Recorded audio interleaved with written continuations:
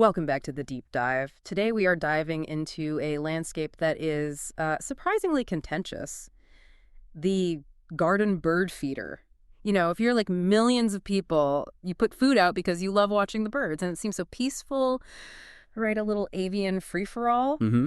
But the reality, I mean, according to the research we've got here, is that this simple feeding station is actually a rigorously structured place. Oh, absolutely. Yeah. It's all about intense competition and a very, very strict pecking order. It rules the day. It does. And our main source for this deep dive is a really fascinating research article from PLS1. It's based on direct, detailed observations of common UK passerine birds, your typical garden birds, to really figure out the rules of competition when you have this kind of predictable, human-provided food source. An anthropogenic food source, as it's called. Exactly. Okay, so let's unpack this.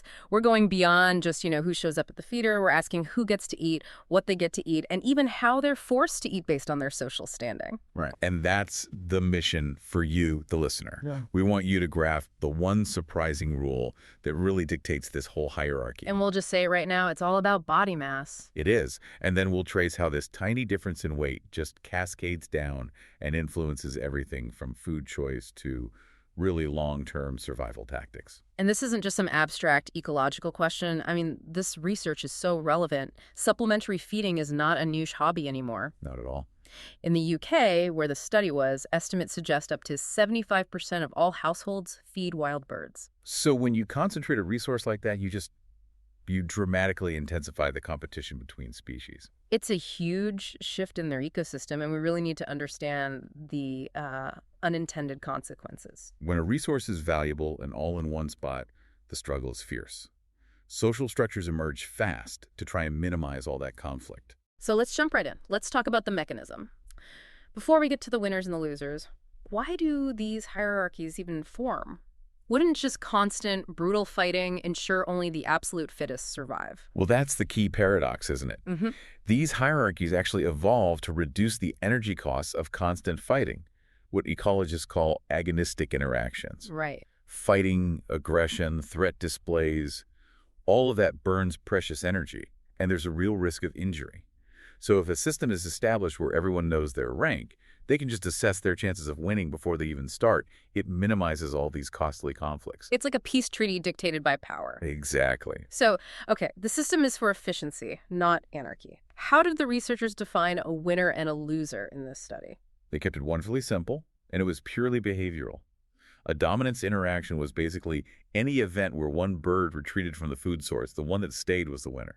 The one that left, the loser. So it could be a direct fight or just intimidation. Yes, exactly. It could be physical combat or just a bird flying towards another one, causing it to leave. It's all about displacement. If you own the space, you win. A clean metric. So what were the mechanics? How'd they set it up? They did over 110 observation hours across 29 days in Cornwall, in the UK. They watched 10 common passerine species and recorded 816 of these interspecific interactions. Wow, 816. That's a pretty robust data set. Oh, it's more than enough to establish a true, stable hierarchy. So what did all those interactions tell them? This is the core finding, and it sounds like it was decisive. Incredibly so. Mm. They found that dominance rank was strongly, and I mean strongly, predicted by one single factor. Body mass. Body mass across species. That was it. How strong was the correlation? The statistical result was an R-squared of 0.698. Okay, so for context, what does that mean? Well, in ecological field studies, finding a single factor that explains nearly 70% of the variation you're seeing it's just remarkable. So, roughly speaking, 70% of the reason a bird won or lost was just its weight compared to its opponent. That's right. Weight rules the roost. It sounds almost too simple, but it's just undeniably effective. And was the hierarchy, consistent? It was almost perfectly transitive. They found a transitivity score of 1.0. Which means? It means it was totally predictable. Yeah. If species A beat species B and B beat C. A would always beat C. Without fail. There was no chaos. The pecking order was rigid, and it was accepted. Let's ground this for everyone, because the weight differences we're talking about, they're not huge, are they? No, not at all. The total weight range across the 10 species was only 9.1 grams to 27.3 grams. There's an 18-gram difference. An 18-gram difference between the top dog and the bottom of the ladder. To put that in perspective, that's less than the weight of 4 quarters. And that tiny margin decides who controls the feeder? That's incredible. It is. Okay, so who wore the crown? Who was the heavyweight champ? Top of the leaderboard, ranked number 1, was the house sparrow. Weighed in at 27.3 grams, the most dominant species. And at the very bottom, the little guy. That would be the tiny coal tit, just 9.1 grams, ranked 10th. It really has no chance against the house sparrow. Poor thing. But, as with any good scientific finding, you have to look for the exceptions, the things that challenge the rule. The outliers. Exactly. And they found 2 key species that didn't quite fit that perfect line between weight and dominance. Okay, so tell us about the birds that defy mass. Well, first, the chaffinch. For its body mass, it was considerably less dominant than you'd expect. It just tended to lose more often than its weight suggested it should. Huh. Maybe less aggressive. Could be. More risk-averse, maybe. They just seem to underperform relative to their size. The gentle giants of the garden. You could say that. And then on the other side, you have the robin. Ah, I can guess this one. The robin was significantly more dominant than its average body mass of around 19 grams would suggest. The classic fighter. Punching above its weight. That's the one. That is a fascinating aha moment because it proves that while body mass is the overwhelming driver, explaining that 70%, there's still another 30%. Right. There's phenotype or behavior, high aggression, territoriality, maybe just sheer determination. It can sometimes overcome a weight disadvantage. So it tells us dominance is this multi-factor equation, even if weight is the biggest part. It adds that crucial nuance. Even in a rigid hierarchy, personality and species traits can shift the rankings a little. So once that hierarchy is set by weight, the next question is, what do they win? And the researchers tested this by manipulating the food itself. They did. They offered 2 options, both based on sunflower seeds, but designed to have really different energetic costs. And this is where the concept of handling time becomes the currency of competition. Handling time. So the amount of work it takes to process the food before you get the energy from it. Precisely. So they had 2 food types. The high-value food was sunflower hearts. The shells are already off. Right, so a very short handling time.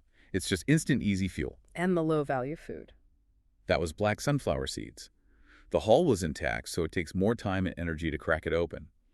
The caloric reward is similar, but the cost of processing it is much higher. You have to stay exposed at the feeder, working harder for the same reward. Okay, so one is instant energy, the other is a job.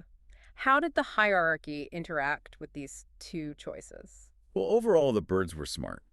About 85% of all visits were to the high-value sunflower hearts, a strong preference. But I'm guessing access was not equal. Far from it. Food selection was strongly influenced by dominance. The higher-ranking species were significantly more likely to use the sunflower hearts. The monopolization effect. The heaviest birds who established their power then claimed the best, easiest to eat food. That's the system at work. For them, the hearts offer the best energetic benefit at the lowest cost. But for the subordinate species, the calculation is different. They have to weigh the risk. They have to weigh the risk of an aggressive interaction with a dominant bird against the benefit of the quick food, the risk of injury, or just getting chased off. And for them, the risk often isn't worth it. Exactly. So they were often constrained to feed where the competition was less intense, at the lower value black seeds. The benefit of the easy food was canceled out by the cost of having to fight a house sparrow for it. That's a fundamental lesson in behavioral ecology. You choose the suboptimal resource if it means you can avoid a costly conflict. And there was a time of day element to this too, right? Oh, a fascinating one. They found birds were much more likely to choose the high-value food before sunset than they were after sunrise. That has to be about survival. Why is that pre-sunset feed so critical? It links directly to thermoregulatory costs. That's just the energy a bird burns to stay warm overnight. Those costs are incredibly high when it gets cold. Birds need to max out their energy intake right before dark. But without carrying too much fat around all day, which would make them slower. You've got it. So those fast-handling sunflower hearts are perfect for that urgent, low-effort, pre-roost fuel-up. They prioritize the best fuel when the stakes are highest. That makes perfect sense. And the dominant birds get that critical fuel easily, while the subordinates might be stuck working harder for it right up until dark. Okay, so let's turn to how they eat. Right. Does rank influence table manners? It absolutely does. The contrast is stark. The dominant, heavier species had this strategy of control and leisure. They spent longer on the feeders per visit, and they pecked at lower rates. They could afford to be relaxed. They knew no one was going to challenge them. They owned the space, so they could take a long, leisurely meal. Right. And conversely, the low-ranking, lighter species adopted this frantic, rushed strategy. In and out. In and out. They spent significantly shorter times on the feeders and had significantly higher peck rates. Just grabbing whatever they can as fast as they can before the inevitable challenge comes. That's it, exactly. That just sounds exhausting. But what are the long-term trade-offs? This isn't just about a less tasty meal, is it? No. This is where the real fitness costs start to show up. Feeding quickly to avoid a fight might seem smart in the moment, but it introduces other, very serious survival risks. Like what? Well, first, they just have less time for other crucial activities. If you're constantly rushing to eat, you have less time for territory defense, for finding a mate, for finding other food patches. All the long-term investments that are essential for, reproductive success. Right. You're too busy surviving the hour to plan for the season. Wow. And second, and this is perhaps the most dangerous part, they may face a greater risk of predation. The study suggests that to maximize that brief feeding window, low-ranking birds have to allocate less time to vigilance. To scanning their surroundings for danger. Exactly. Less time scanning before and during their visit. So they prioritize avoiding the dominant bird at the feeder over avoiding the hawk in the sky. That is the terrible trade-off. Oh. They move quickly to avoid the fight, and in doing so, they compromise their anti-predator defenses. The dominant bird can afford to take those extra few seconds to scan the horizon. The subordinate bird just can't risk the time. So they sacrifice safety for speed. Meaning the cost of being subordinate isn't just low-quality food, it could be survival itself. That's a powerful connection. The social dynamics, dictated by weight, create an energetic disadvantage that ultimately translates into a greater risk of death. So let's bring this backyard reality back to the bigger picture.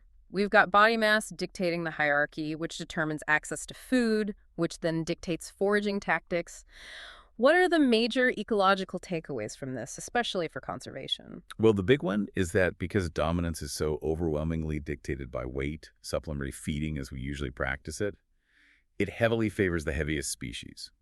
If the goal is a conservation tool to benefit all garden birds equally. The current system is inherently biased. It's a resource distribution problem happening right in our backyards. It is. The heaviest birds, who are already socially secure and might need the energy boost the least, are getting the best fuel. At the expense of the little ones. At the direct expense of their lighter neighbors. And the research points out this can have dire consequences.